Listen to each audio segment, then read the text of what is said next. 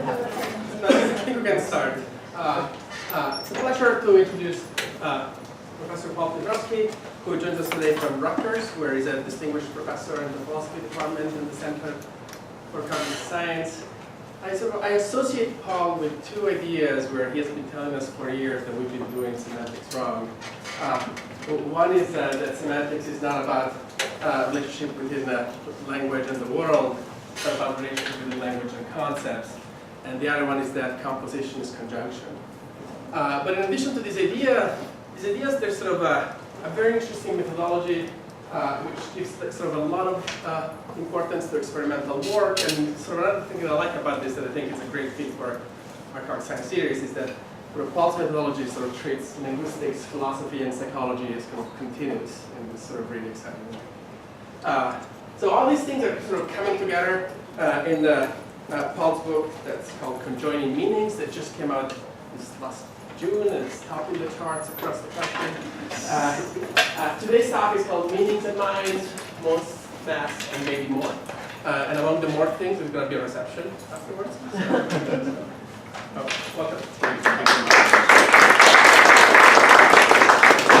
Thanks, and thanks for inviting me. Let me start by saying I'm going to be talking about a lot of work that's been going on in a group I'm involved with going back a long way. And my colleagues Jeff Lids, University of Maryland, Justin over at Johns Hopkins, and then the people who've done the real work, Tim Hunter and Alexis Wellwood, who some of you know, and Darko Odic at UBC, gave the grad students actually gave the work and making the experiments there's a picture with some dots, and there's a question, and you probably find the question pretty easy to answer. Here's a question from my kind of semanticist.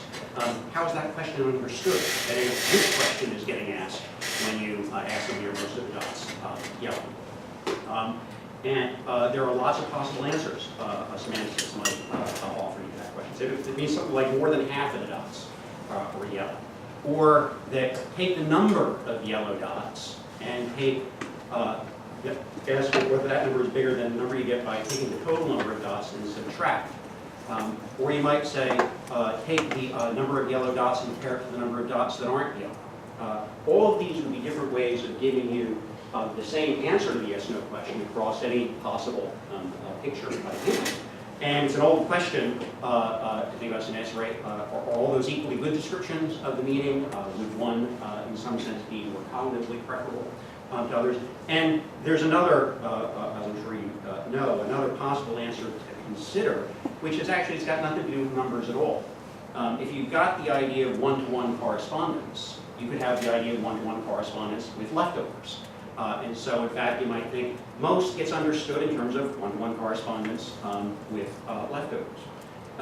So that question, which is very easy to answer, we can now ask which question was it really easy to answer, and what makes it harder or easier to answer the question. And what I'm going to try to convince you is that by using some off-the-shelf methods from cognitive science, and in particular, drawing on what's known about the approximate number system, that system you can use to take a guesstimate of how many dots there were, you can actually leverage models of that system into answering the questions about the meaning of a quantifier like most.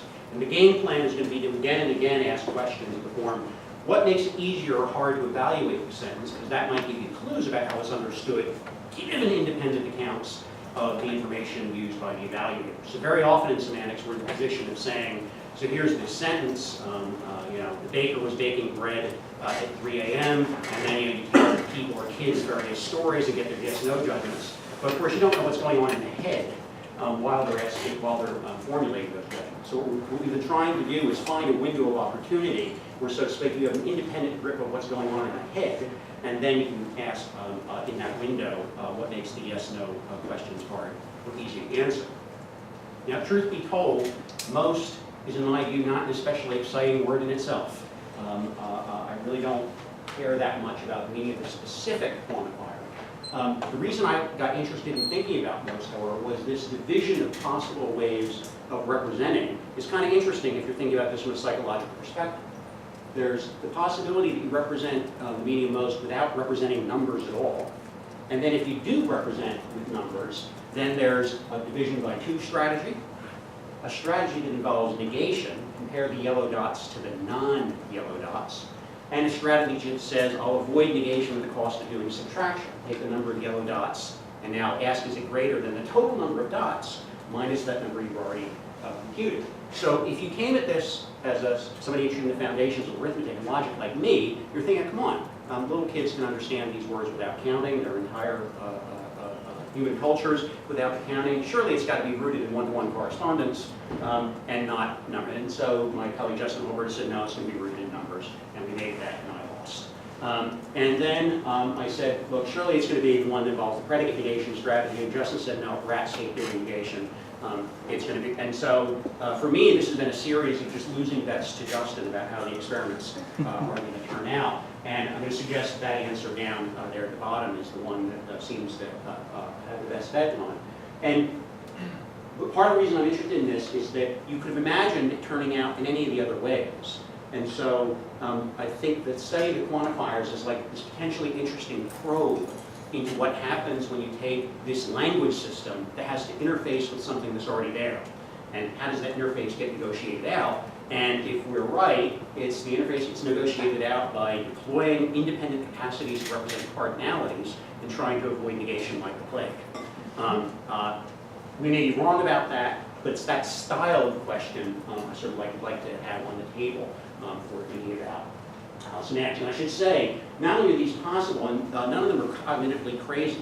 So Karen Wynn has lots of evidence showing that babies can do one-to-one correspondence. We know that all sorts of animals can do magnitude representations involving number.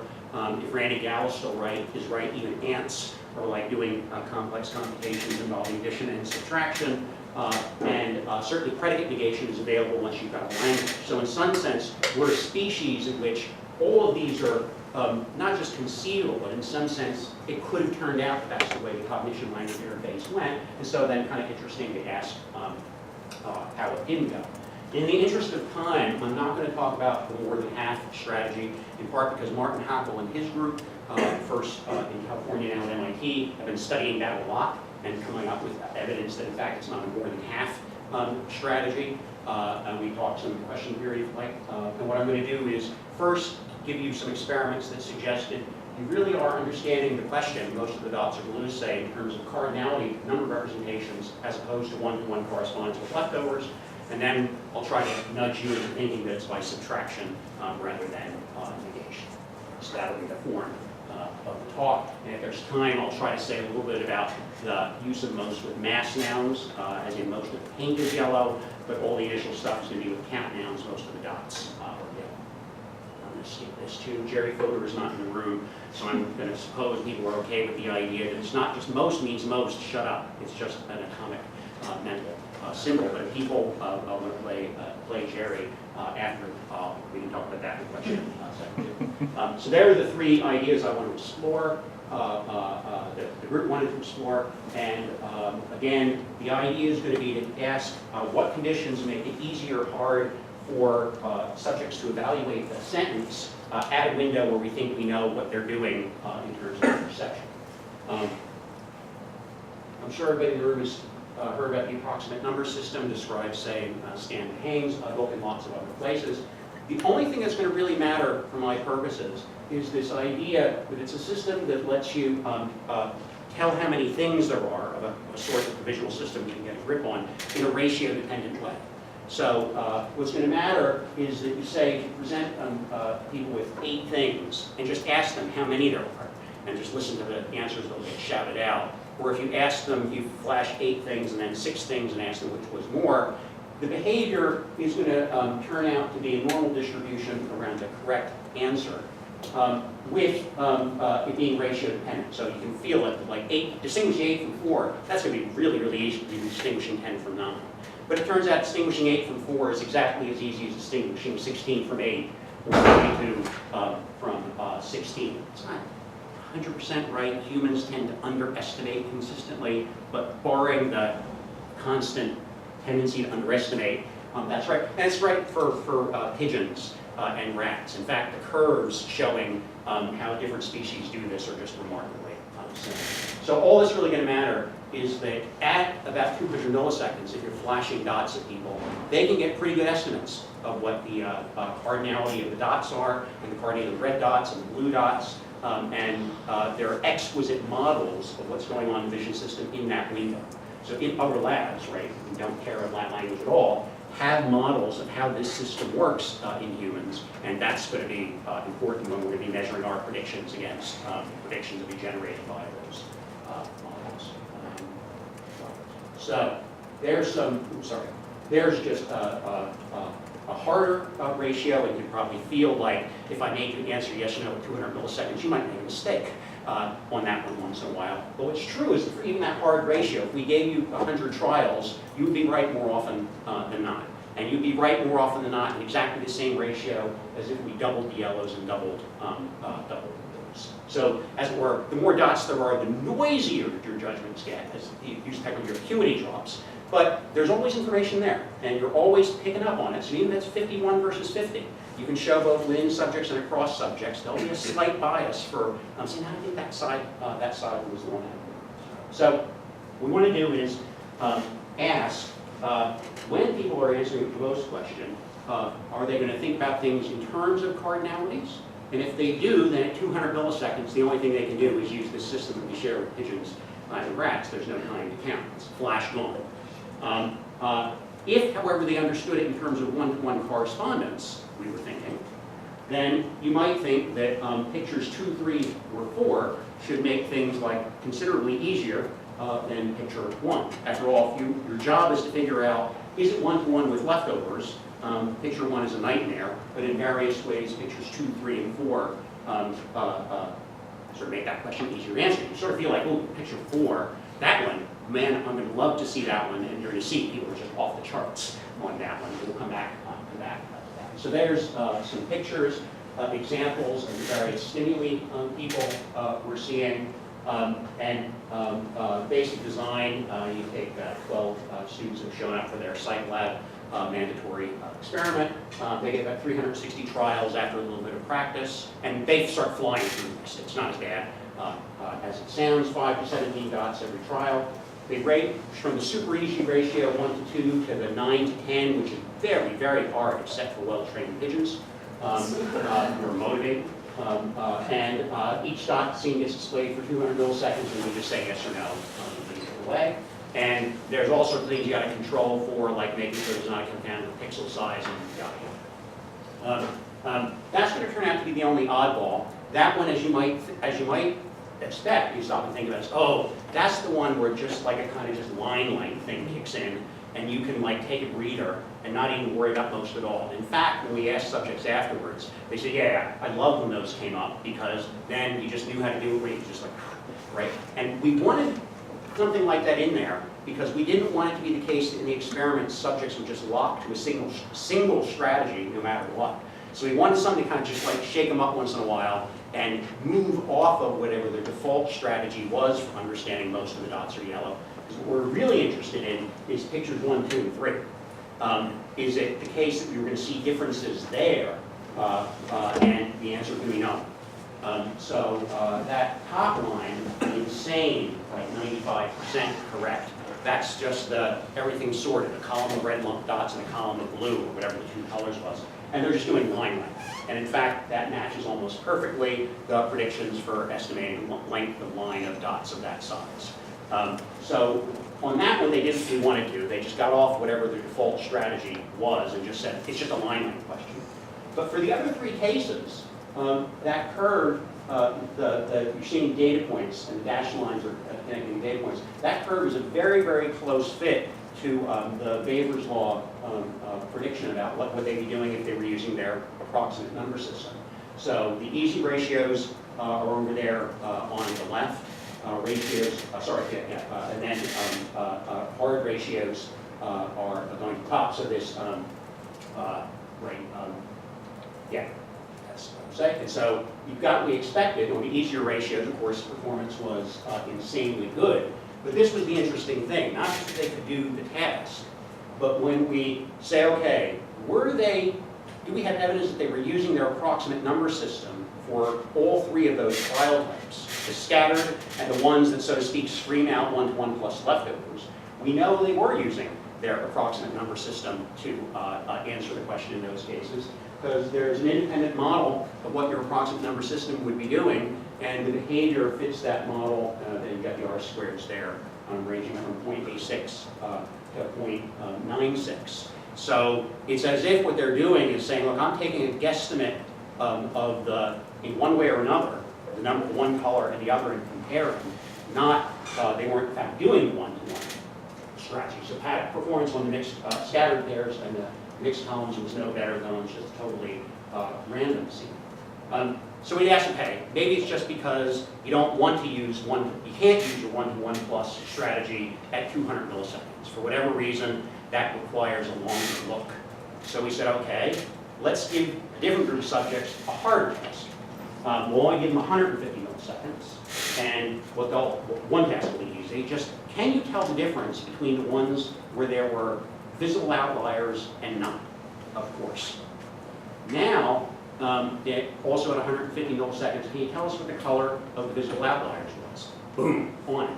So at 150 milliseconds, their performance on, so to speak, the 1-to-1 plus question, when you put it that way, is better than their performance on the most question. So there you've got the line that's lower. That's the original data points for the pictures, or most of the dots yellow. And now you've got also graphed against that is for the cases where you can identify the colored outliers, and on our other two trial types, subjects had no problem identifying the colors of the outliers that were not lined up, and they could tell you what color they were. And so if you put it to them that way, really, really good performance, again at 150 milliseconds. So that sort of suggests that when you ask them the most question, and in fact they use their approximate number system to get the question answered, even though they had the resources to answer it in another way, and in fact that way of answering would have done better for 3 out of the 4 trial types. That sort of suggests they're not hearing most as an invitation to use a 1-to-1 plus strategy. None of that nails it down 100%, but we were thinking about it. I was very surprised by that. I really expected that people were going to crash and burn on the scattered random and just not be able to do it. Or if they did, it would certainly not look A&SC. It would look like they tried to do something else first, but it was just very, very clean, looked like A&S modeling across the trial types. Again, apart from that one, which just line. Yeah. I'm curious about the flexibility in the system. So let's just say that you did the, guess, tell me if there's a yellow standing by itself. They give the graph that you just showed. Yeah. And then put them back in the original test. Would they use that strategy? Yeah. So this is anecdotal. We haven't run that experiment. You get a kind of effect for a little while on strategy, but it tends to go away. Like if you just like made people do 1-to-1 plus explicitly, I'm pretty sure you could get them to do it on the most questions. Because then you're, so to speak, what you've done is, I'm telling you, 1-to-1 plus with leftovers, 1-to-1 plus, and then you use most, it's sort of like 1-to-1 plus with leftovers. So nothing we're saying should be heard as saying, or whatever the representation is, we're not saying that's the one you use and must use all the time. Mm-hmm. Of course, however the representation is encoded, you, an intelligent speaker, will have all sorts of ancillary knowledge you can deploy. Right? So, for example, if I say, how many quarters are there in my pocket? I don't know. You might want to just ask me. So there's got to be the phenomenon of understanding the question and realizing, oh, I can't get that question answered given evidence available to me. I have to go ask a neighbor, phone a friend. Right? So what we think is going on is that that's the way the question is encoded for people. Though, of course, which friends they ask and under which question becomes a super interesting question. So one of the things we're now trying to chase down is in a clear case where a line length you can use as a surrogate. Okay, what's going on there?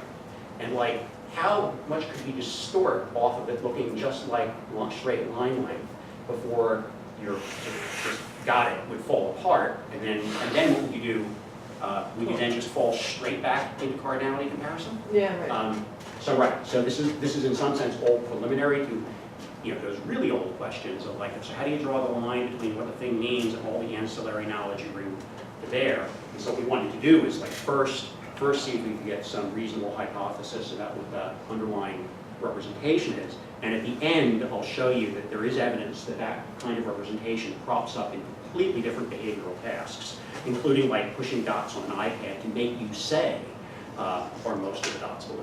So there's nothing special about this 200 millisecond window in terms of the theory. We're not saying what you mean is how you understand it at 200 milliseconds.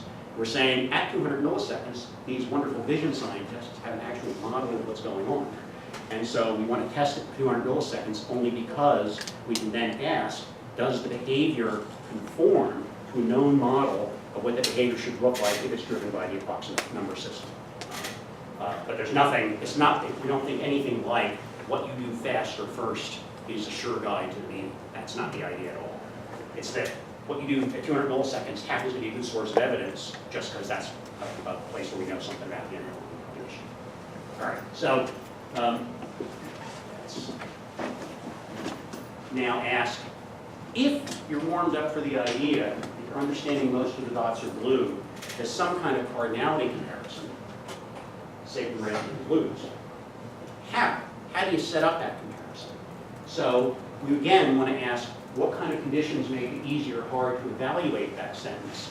As it were, can we make it really easy to do the blues? The blues, that the blues outnumber the non-reds, or the subtraction strategy compared the blues to the total number of the dots minus the reds. That's the comparison we want to do. And here we're going to make things harder or easier by thinking about ratcheting up the number of color types. So subjects in this next batch of experiments, we take either a two-color trial, red versus blue, three-color, blue versus red and purple, up to 5 colors. The reason you do this is that the models of the vision system and how it does its approximating, it's independently known that when you look at a scene like that, whether you like it or not, you can take a guesstimate of the total cardinality. So there are tons of experiments showing, not from our lab, other places. If you flash a scene like that, and then just after the fact, just ask, oh, by the way, how many dots were there? So you don't know the cardinality question is coming, but if you ask after the fact, you'll be really quite good at giving a guesstimate of the cardinality. And in a two-color case, if 2 colors pop out, the visual system goes, ooh, reds, blues. And you will take a guesstimate of the reds, the blues, and the total. For most people, taking a guesstimate of the 3rd color ain't going to happen, or it's at least going to be very noisy. For 4 colors, 5, everybody's performed. So, as it were, in an after the fact, how many reds were there if there were 5 colors? Right. How many were there total? Fine. And in the 2-color case, after the fact, how many total were there? How many reds were there? How many blues there? Got it. So, what we want to do then is say, look, if you understood the question is saying the numbers of blues is bigger than the number of non-blues, then it seems with 2 colors, you should have no problem. You get 360 trials. You should be able to figure out that the reds are the non-blues. And the visual system will can take a guesstimate of the dots and the blue dots and the red dots, and then you can just compare. And if say there were 9 blues and 6 reds, you'd be comparing 9 to 6. And not bothering using your, oh, and I also know there were 15.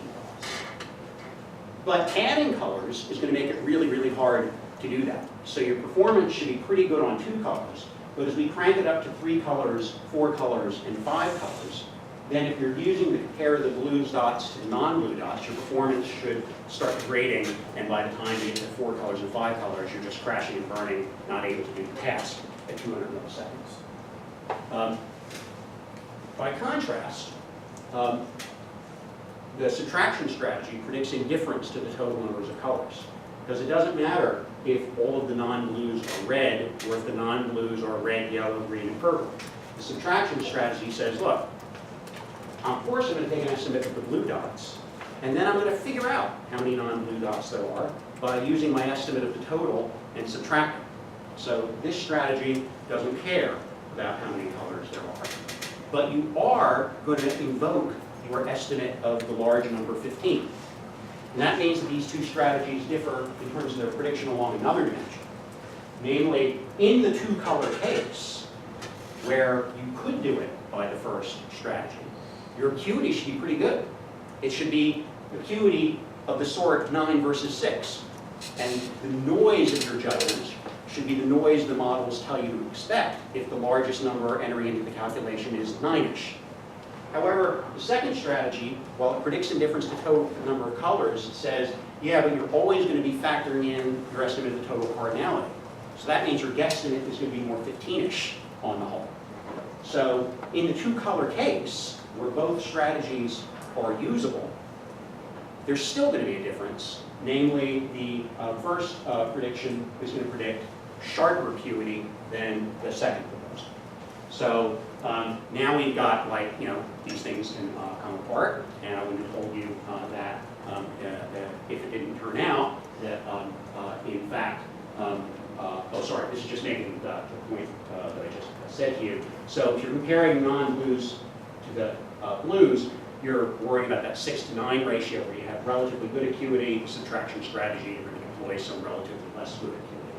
And, right, so first thing, replicating the first study, yeah, everybody's always using their approximate number system in all of these conditions, and there's no effect on the number of colors. So not only do people not crash and burn on 3, 4, 5 color cases, their performance is exactly as good as on the 2-color case. And now, conforming to the models of the ANS system with R-squares ranging from 0.95 and up, which just means like our graduate students got better at running the experiments, right?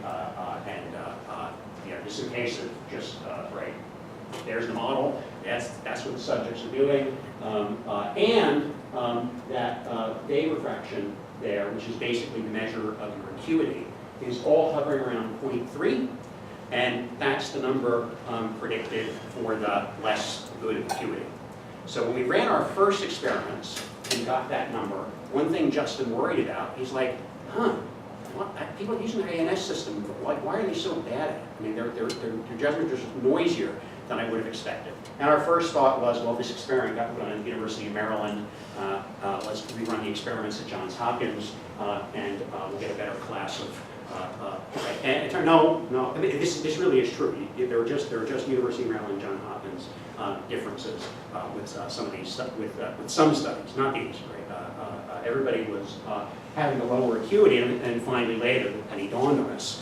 They were just always spending some of their acuity on the superset. And at least I didn't feel so bad about this because Justin had done the work saying people always attended the superset. In any case. So just like, there are all sorts of things that could have happened in this next batch, this other batch of, that batch of experiments. You could have had good performance for 2 colors and increasingly bad for the others. You could have just had bad performance across the board. You could have had bad performance in the early trials for 2 colors, and then as people cottoned on to the possibility of another strategy, they could have switched. And so you might have seen, like, initially the 0.15 sharp acuity for 2 color cases, crash and burn on 3, 4, 5, and then eventually as subjects get into the groove, they go, oh yeah, I'm going to use the subtraction strategy, and then you've seen Bayes refraction of 0.3 for the 3, 4, and 5 color cases, maybe bleeding it in a bit.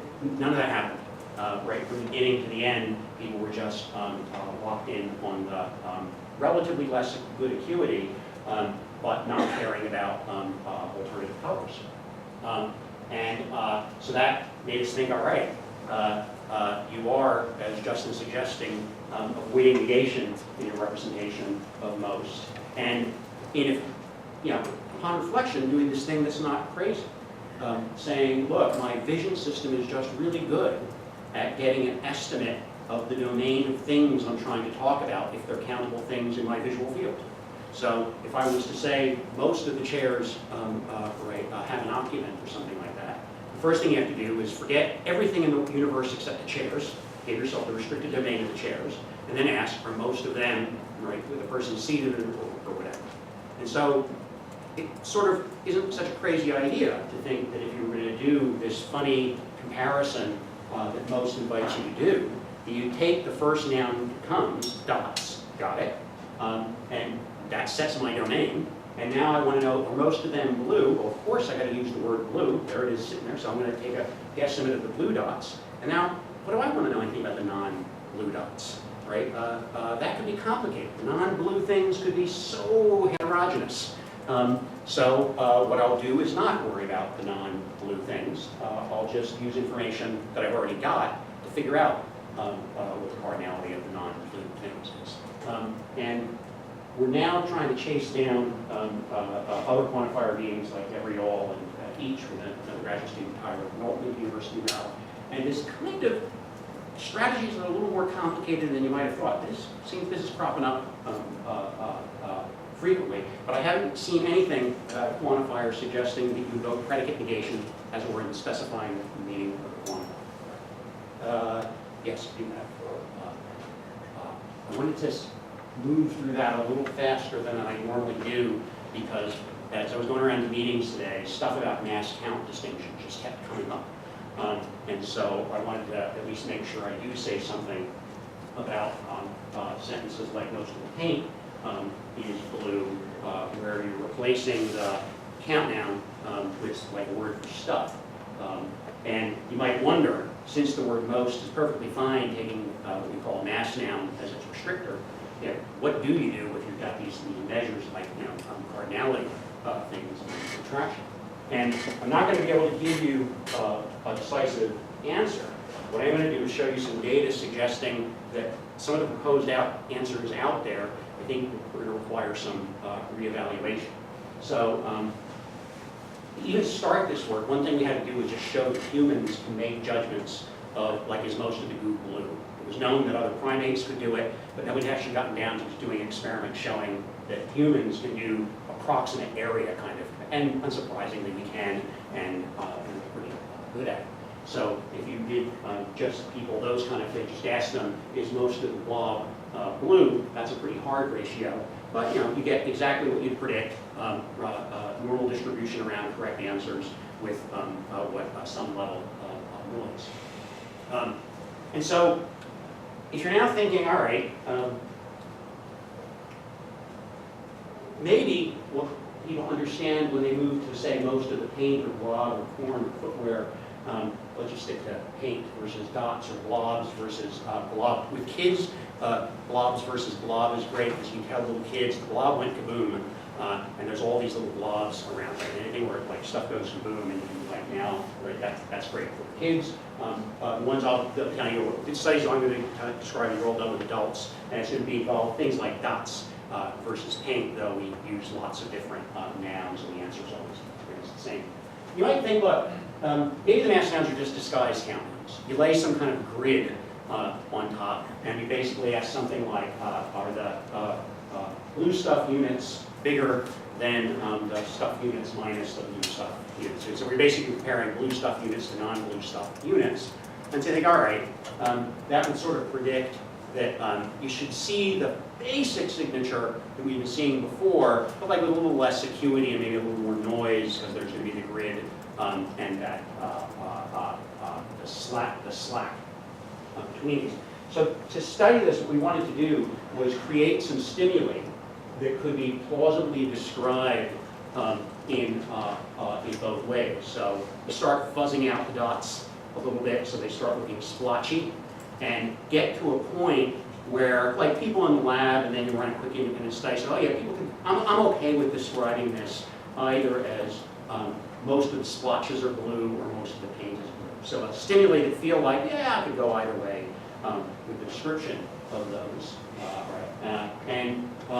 Now, what we're going to do is basically holding the stimuli constant. Give people questions like, is most of it blue? Is most of the paint blue? Was most of the blob blue? Just various ways of getting you to think massively. And then, are most of them blue, or most of the spots blue, or most of the blobs blue, ways that you're thinking counting. And of course, what we're going to want to do is both within subjects and across subjects compare accuracy and acuity. Here's what we found. That solid line below is the performance on the count task. So if you're getting most of the dots are blue, there's your performance, the lower one, with that vapor fraction of like about 0.3. And same stimuli, now just change the linguistic description so you're using the mass noun, better performance. Sharper acuity for the area question and the count question on the same stimuli.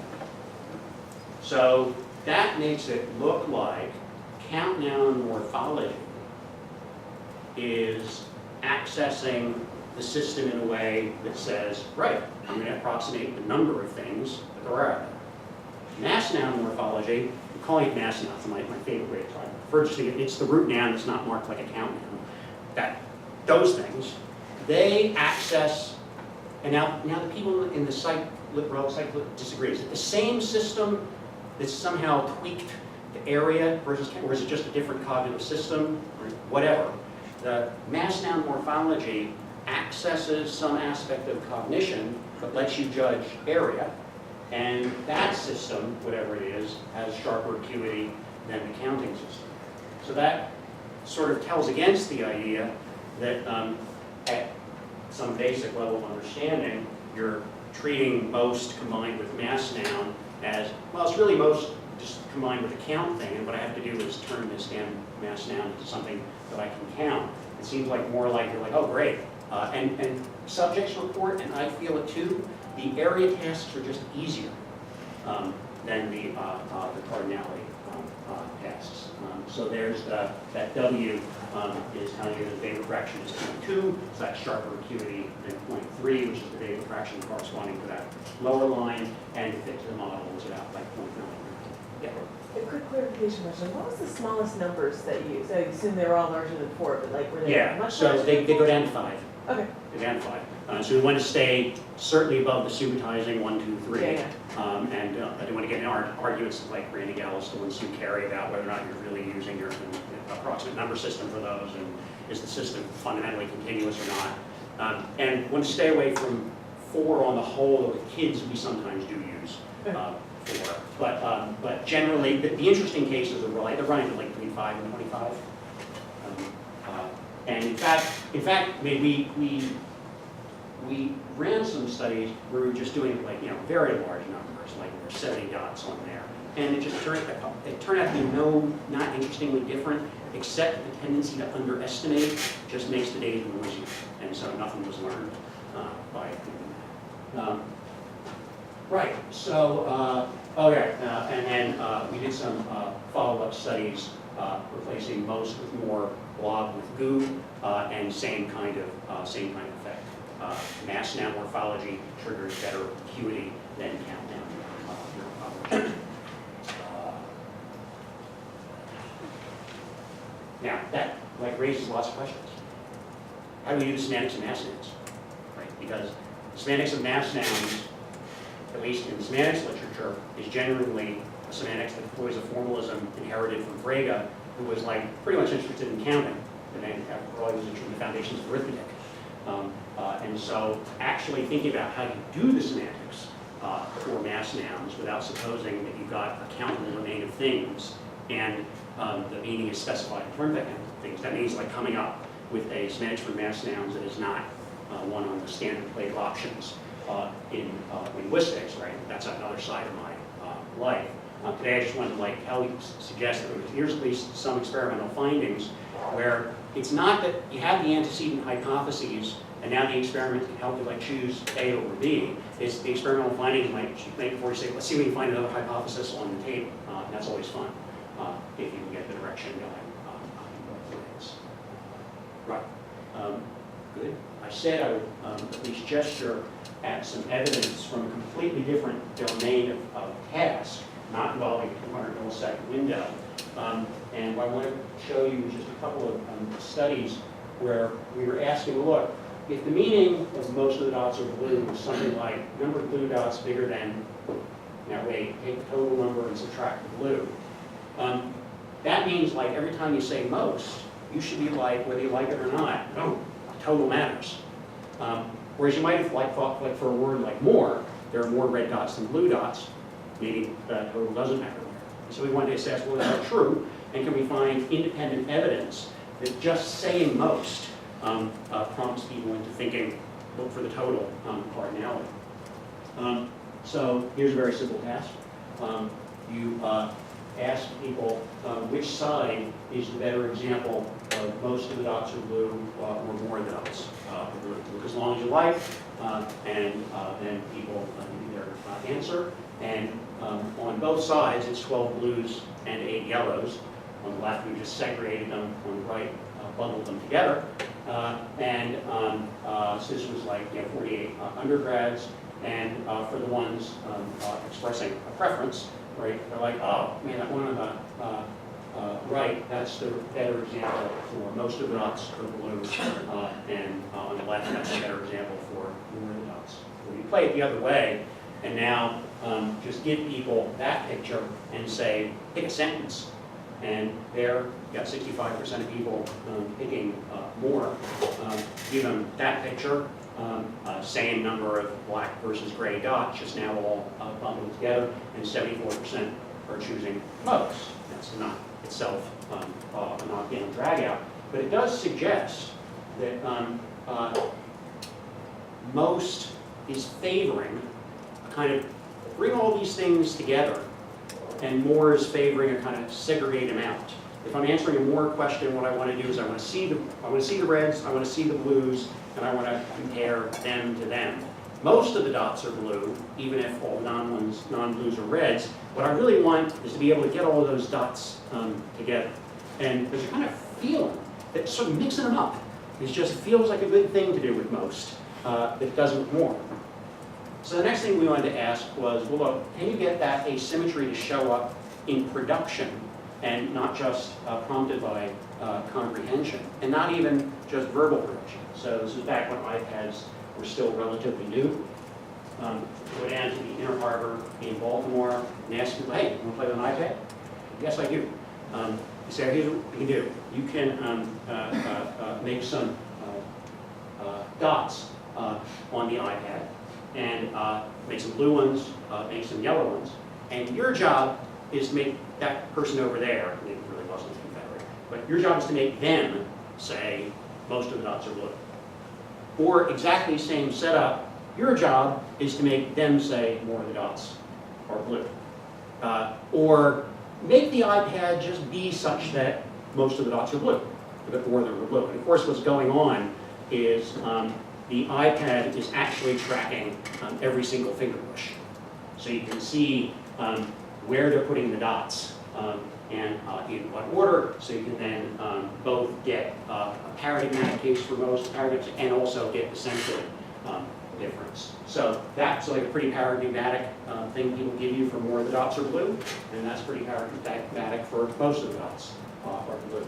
And so now if you just now ask, so find the centroid of color 1 and color 2, and how far were those centroids from each other.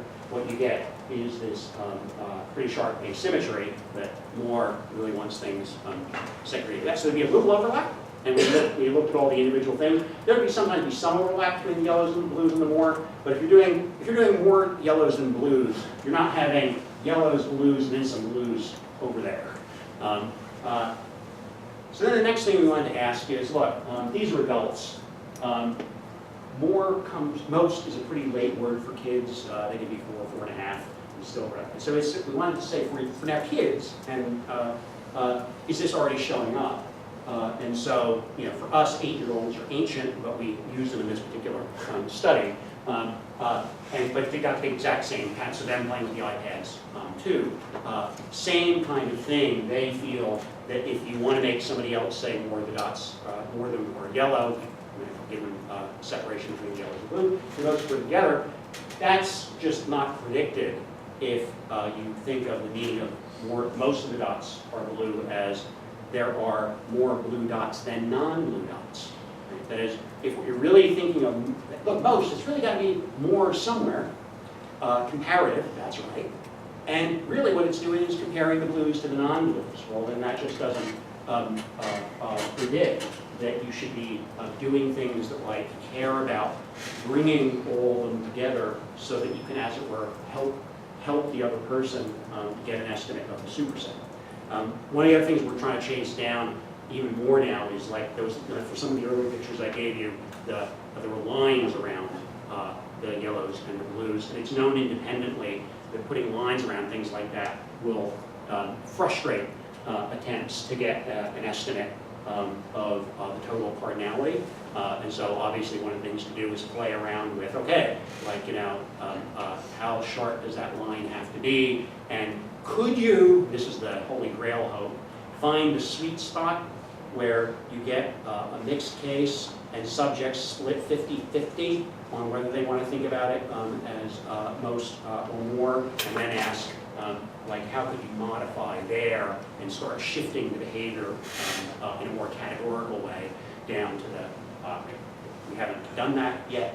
Those stimuli are fantastically hard to create, but that's the hope. Tyler is pursuing similar methodology to go back to this old question about like each, every, and all. Who ordered all those universal quantifiers? And why do they behave differently in various grammatical ways and in ways that sort of feel semantic, as if the meaning had to do with something like a formatted mental representation. As it turns out, distinguishing universal quantifiers is like even harder than most. The proportionalness with the quantifiers like let us just immediately reach for some known techniques. This is proving harder. Tyler is very smart and very ambitious, so we have hopes we'll be able to start letting us start segregating out. So one of the things we start to look at is if you think of it as fundamentally kind of first order logic-y thing, each of those cows is brown. And if you thought of all as just a whole set of cows, or a whole set of brown cows, and do some comparison there, then you might want to ask it, which way does every fall?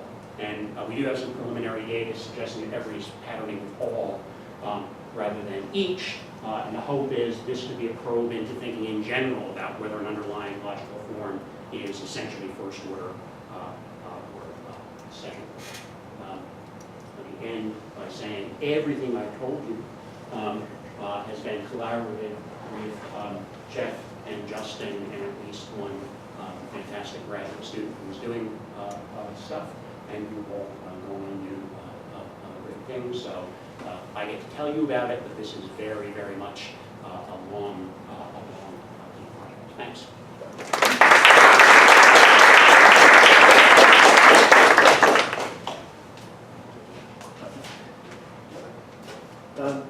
So it's really interesting, and I have one question. I don't know if it's really a question.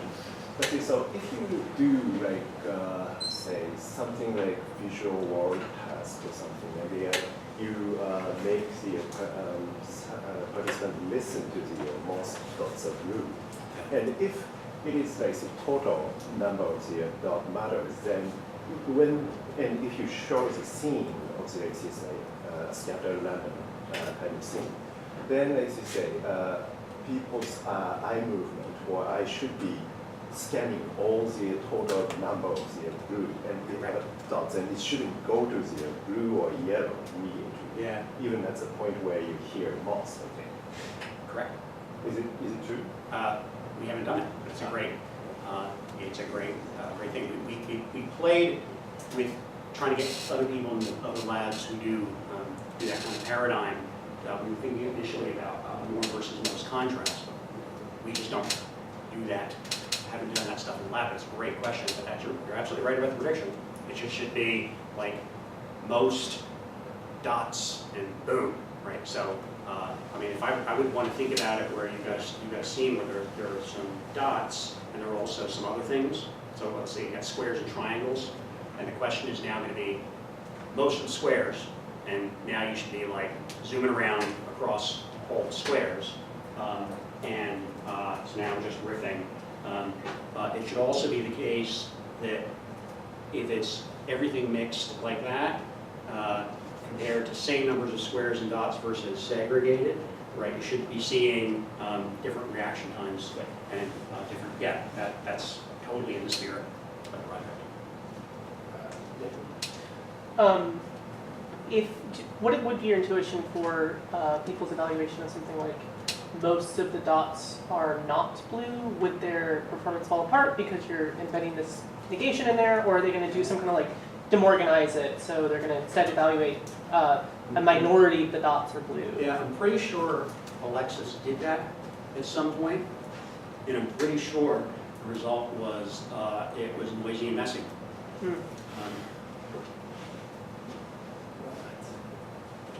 Just a couple of things. One is, why such strong emphasis on ANS? People can count, and they can adopt some of these strategies with respect to counting. Okay. So why not look at counting? Would you get the same? I'd be happy. I'd be totally happy to look at counting as soon as like somebody has a model for me about what's going on in the mind while one is counting. So it's not that I especially care about this 200 millisecond window. It's not that the ANS is, so to speak, an essentially semantic piece of machinery. It's rather that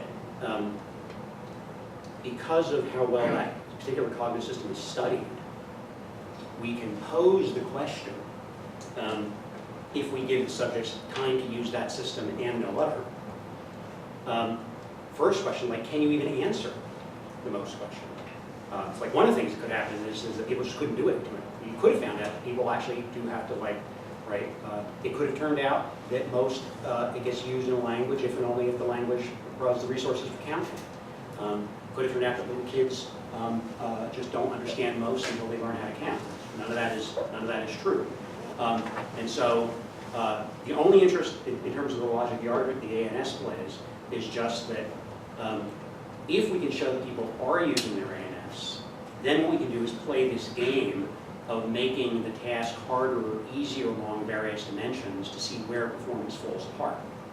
And since performance didn't fall apart, for example, in the 3, 4, 5 color cases, that suggests that people weren't using their ANS and predicate negation strategy to get the question answered. The counting stuff is actually fascinating in its own right. So when we do tests with kids, if you want to say 2 cards, bananas, apples, are there more bananas or apples? You get ANS distribution, right? Even if you can count. In fact, even with adults, pushing to make adults into counting is very hard work, right? Like for normal adults, not people that have jobs at universities. But you can feel it yourself. If I were to say, like, how many dots are there in a screen where there's like a whole bunch, you're like, do I really want to count? Let me just look for a while, right? Anyway, that's what the kids do. And it turns out, however, some kids are what are called precocious counters. They've mastered the count routine faster than their peers. And they've mastered it in time to also have it for a while, and then they get most. And for those kids, now we're getting most of the pieces of fruit on this card, apples or bananas, and their performance is exactly like their peers.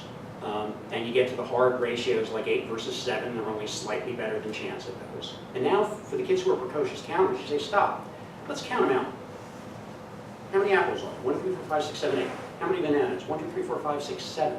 Is 8 more than 7? And they look at you like you're stupid. Of course, 8 is more than 7. By every measure, they can pass the 8 is more than 7 task. And now you say, right, so are most of them apples or bananas? I don't know. So it's as if the ANS is still their go-to strategy because they don't trust this newfangled counting, right? Those kids are fantastically interesting.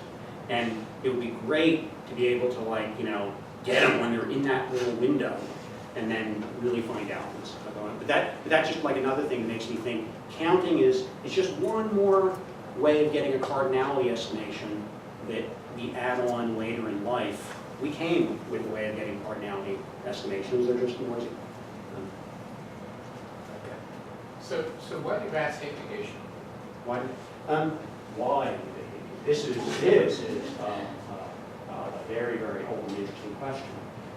But like, there are just tons and tons and tons of studies, right, showing that if you have 2 extensionally equivalent predicates, and one of them is positive, one is negative, right, then it's just harder to generalize with, harder or deploy, affects reaction times. I mean, my thought, very common thought, I think it's something right about it. It's just something about, I mean, negation is in one sense, essentially a formal thing. You take a predicate that you already have a grip on, and now create a special kind of complex predicate. It's that knowing full well that now, even if the things that fell under the initial predicate were totally all like each other, now you throw this negation thing on, and now you've just got possibility of crazy heterogeneity. And I think there's this really two sides of the question of issue. Right? Why does, so to speak, the rat brain, of course we have, why does it, in some sense, not want to traffic in negation unless it has to? But then, in this particular species, we've got grammars, which are totally happy dealing with negation in various forms. Right? Larry Horn's book just shows you the, right? And so, one of the reasons I was actually really interested in this, because it really did look like, okay, so, like, if you take a creature that's got a grammar and a mind that doesn't like negation, and you make it learn quantifier like most, who wins? Does the grammar say, look, it's all formal, don't sweat negation? Or does the other side of the mind say, no, you are to be understood in my terms? And the other side of the interface, the rat brain, is screaming about what it wants to do and doesn't. If you think about it in those terms, then I think the question about how it works in grammar takes on a new form, which is why don't we see in grammar a simple morpheme that works just like predicate negation would work in a proper invented language? And English is hardly unique in saying, throw it in there amidst the modal auxiliaries and tense and hope for the best. Unless there are things like that are way more complicated. Yeah, right. And so it's not like you do the ball isn't green by not the ball. That's what we tell the students in the first class because that's the easy story. But everybody knows the real semantics for English and other languages that where you say the tense and negation want to piece together so much that in a language like Basque, the tense will just do a dance across the whole structure to find negation. And in English, the negation will do a dance up the tree to find negation. Laka's book on negation is terrific. But look, why? Why not just have their sentences, and then you can put a knot in front of them, and that's the end of it. I think what's going on is that the rat brain doesn't like negation, and you find ways of mimicking what we do in formal language, not that the grammar is actually working. So this is another case where I think it can be like a funny experimental finding and make you just go back and rethink what you were teaching your students in first year semantics, and certainly they've had to have me. I can't now teach them that not is just a function from truth values to truth values without saying, no, this isn't true, I'm going to tell it to you anyway. So if you had, let's say, discrete objects like so count, morphology, it was sufficiently small and numerous enough that it could sort of resemble something like a blob, like a ball pit. Good. Do you suspect that would be analyzed more like the area one for the blobs or more like the count? Yeah. So one of the things I've learned after losing all these bets to Justin is to not trust my intuitions back right now. But it's a fantastic idea to explore, right? So, right, and you've got grains of sand, right, that you're being asked to count, and now, right, they slowly start resembling something that would be independently classified as a pile of sand. And now, right, in one setting, you're asking people to give you an estimate of how many grains of sand there are on the table. And after they get a feeling for how big the granularity is, like a guesstimate of how many grains of sand there are in this pile. And if you could figure out how much noise is induced just by the piling, then you might be able to ask the question, yeah, right, so when you get, so it invokes the area style system. Do you have better underlying acuity than you did when they were just all laid out there? I mean, there would be this complication about how to control for the effect of piling. That's great. That's a great idea. So you can, I think in general, this thing that, like, if you read Kahneman and Pietroski, and it's all over the place, right? Hold the situation fixed, and let me just give you two slightly different linguistic descriptions of the situation and watch how we can muck around with what you're apt to think. Right? So that idea that we are susceptible to framing is in very, very well-regarded chunks of psychology taken to be just absolutely standard. Right? So, right, shouldn't people care about language? Not be thinking about like how various kinds of grammatical framing could actually influence how you perceive something. Justin and Dargo presented some of the stuff at the BSS, the Digital Science Society, their meetings, just because they were like, whoa, telling us that like morphology can change like how people see things, and there's something right about that. You take that idea off into crazy land, but there's something right about that idea,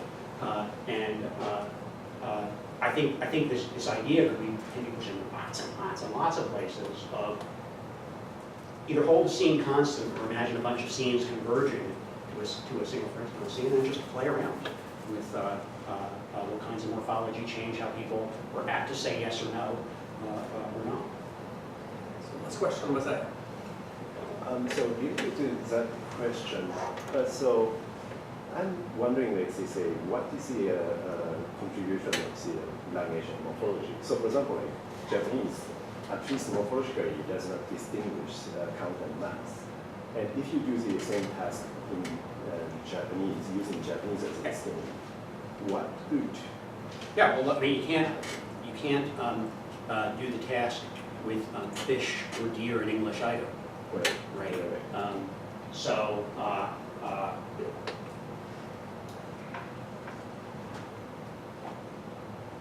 In Japanese or English where the morphology is in the verb, right, then if you want to do anything like this, you have to have like some way of having other scenes prime for, as we would put it, mass style interpretation or account style interpretation and see the effect.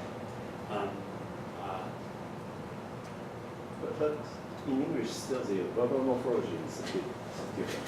How do you tell count and mass, right? So in that sense, Japanese is a harder language in that sense. Well, yeah, right. So, I will put all my assumptions on the table, fellow nativist.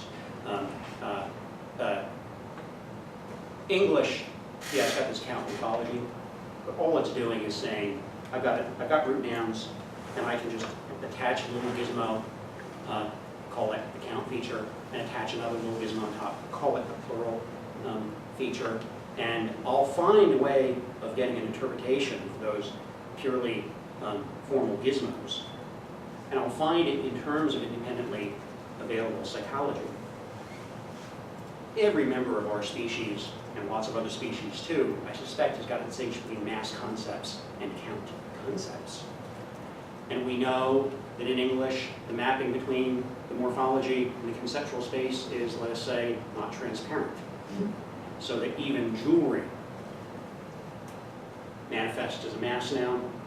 And if you just think about, say, contrasting fish, sorry to whoever I was talking to earlier, fish and tofu and chicken, you know, how did you come to classify tofu as a word where, as we put it, it's fundamentally just the root noun, and you're just making up stories if you say the tofu on the plate actually came from tofus that walk around, whereas that's not just making up a story for chicken or fish.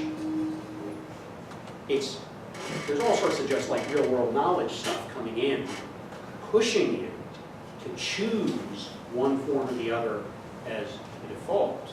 So at the end of the day, I actually don't think there's anything terribly interesting about the meaning of the morphemes, except that, again, that provides English, but not Japanese, provides this cool possibility for an experiment. Will every language present the possibility? No. But I assume the kid acquiring Japanese is still representing the world, often in counter-mass terms, without the damn distraction of stuff like jewelry to make it really confusing about how the morphology. I think that's the pattern all across the board. This is just Chomsky 57. There are formal distinctions. There are conceptual distinctions that they correspond to, but the fit between the formal distinction and the conceptual distinction is never perfect. That's what I think was going on here. It's just too tempting to ask you, in light of the last very interesting comment you made. So on the one hand, in some cases, we combine the two languages, one of which makes a distinction that something else can count and the other doesn't. And that might mean virtually nothing, perhaps, for people's conceptual construal. But then on the other hand, you comment that even within English, morphology reuse could influence people's construal. So That's right. how do you figure out which will and which won't? Yeah, I think it's just, that's just the hard work, figuring out which do and which don't. So something we haven't done, but I would love to do. Famously, English, French, and Italian take different views about whether hair or noodles or spaghetti or pasta, right? How you're going to push those into. So you could easily imagine analogs of our experiments where you hold the stimulus constant and do it in a language where things have been flipped the other way, and then just see if in fact things track in, or if in those cases actually everybody feels a bit murky, as if they're not trusting their own languages more, right? Now you might want to ask, like, I have to admit, I remember like as a kid when it finally dawning on me that in fact hair was made up of all these individual hairs, right? That felt like some kind of discovery,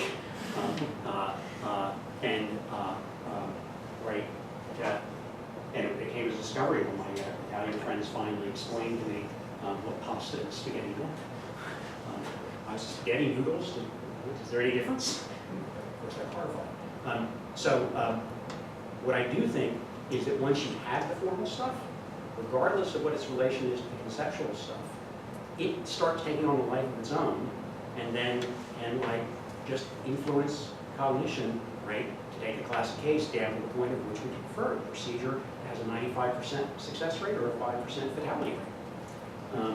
And I just think I think we're loaded with that kind of stuff. Fabrizio saying that part of my shtick has always been we race too quickly about thinking semantics as being a relation between language and the world. And I think the intervening mind stuff is really important because I think we see these framing effects all over the place. And one of the lessons I took away from Kahneman and diversity is even if you want to think about rationality, you've got to think about the mental framing of the question. Your psychological theories now have to think about the situation as represented in a particular format. And so I think we should be expecting all sorts of symptoms of this particular formatting, right? And so we're heard like multiple ways of like thinking about, okay, well, if that really was the format, then we should get a different kind of thing, right? I think that's the way you find out which is which. Just one study after another. Let's take our speaker and continue the discussion. Thanks.